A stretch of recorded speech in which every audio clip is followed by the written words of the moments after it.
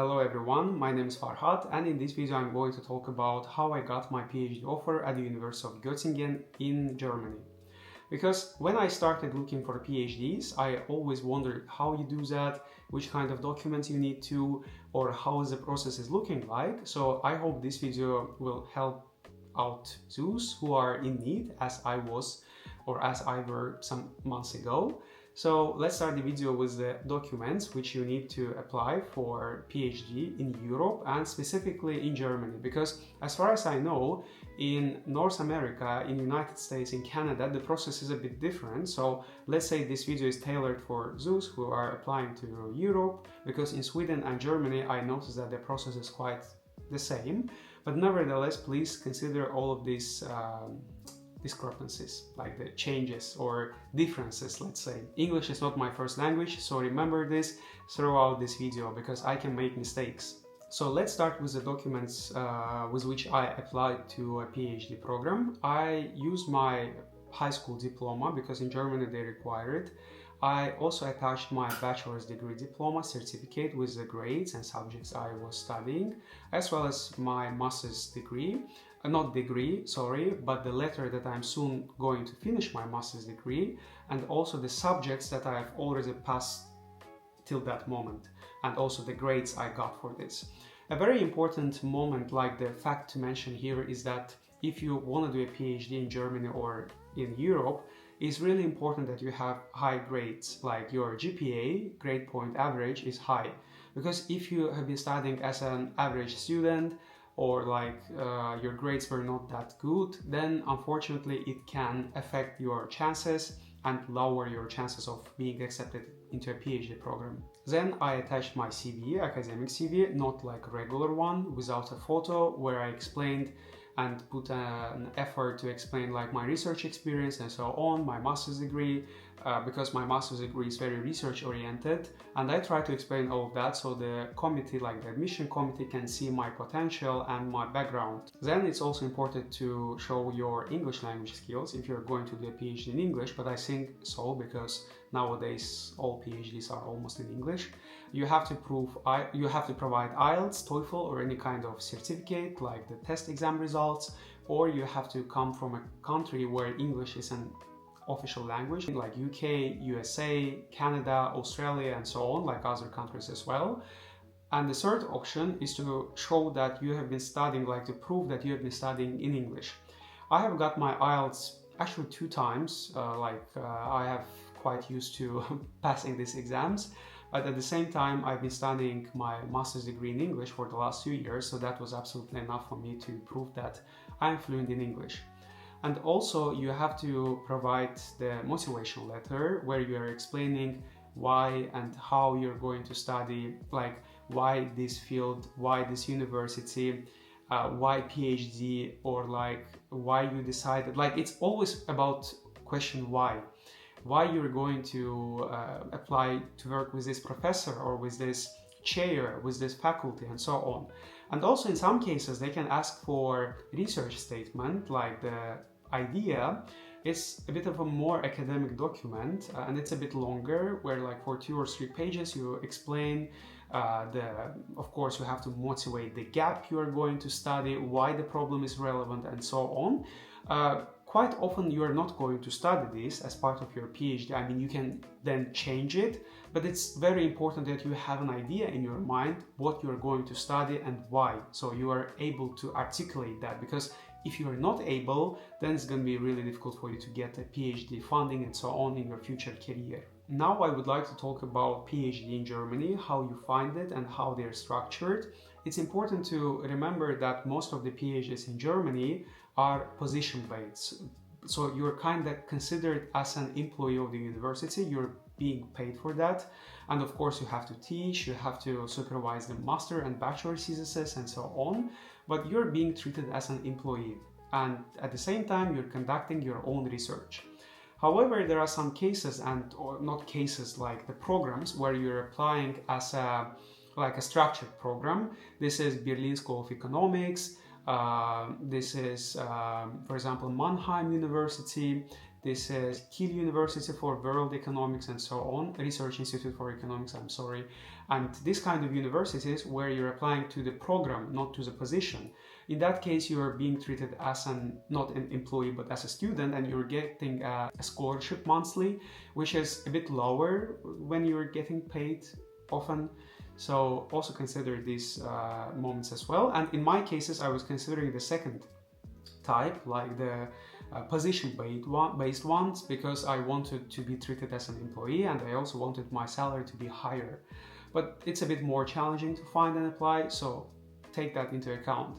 And in my case, I was looking for specific websites. I'll put them under this video, like the links, because I don't think that I can now remind myself, because it was basically the list in my computer, which I opened every week, and I was checking, refreshing, and trying to find new positions to apply for.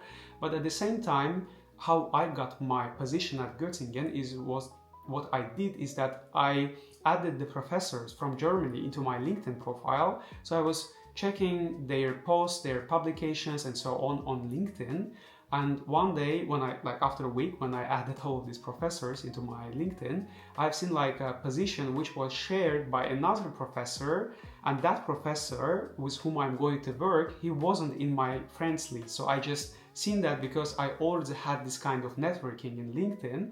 And then I've seen this position, which was actually, not going to lie, when I've seen this, I of course had imposter syndrome that I'm not going to be a good fit, because always each position has its own specific requirements, but I saw that maybe I'm a good fit, I would try. And I think the only concern was that they actually was looking for a person with a start date in April, and I was only getting my master's diploma in June, so it's like around like 3 months of difference. So I was not sure whether they will hire me or not, but I applied and then I got in.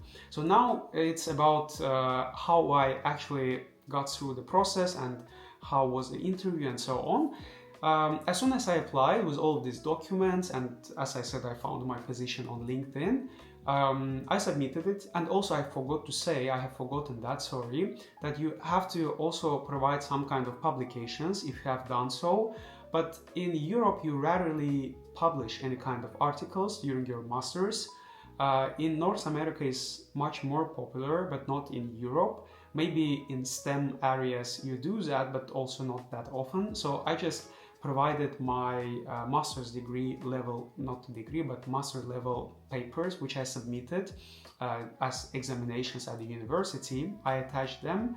And I also attached my master's thesis, because I already have written maybe 40% of that, and also research proposal for my thesis work. So all of that, it kind of maybe helped them to see how good I am in research skills, my, let's say, skills and so on, my academic writing. And also in my CV, I mentioned that I have been working already as a research assistant at the university where I'm studying. I did that intentionally. In the beginning of the second year, I approached a professor and asked whether there is a job I can do at the university absolutely for free, to gain some kind of experience, to learn how the academia works, how the research works, what you have to do in order to conduct the research, and also learn about the methods, because I was good in qualitative, but not, I was good in quantitative, but not that good in qualitative. So I also learned about qualitative methods and so on. So it was a really good experience, because I learned a lot, and I also put that into my CV. So I already had some kind of academic experience, like research experience, apart from my industry experience, work experience in HR. So all of that, of course, affected, I would say, my chances of being invited to the interview. And then during the interview, this is the most important, the stage, where you have to show why they have to select you. It was a committee around 5 people with the professors and with the current PhD students who are currently enrolled. And in the beginning, it started with a way that I gave a very short speech and a presentation about what I would like to study and why it is interesting to me. And of course, it should be related to the area you're applying to the specific research directions of the faculty where you're going to study, let's say, to be employed at.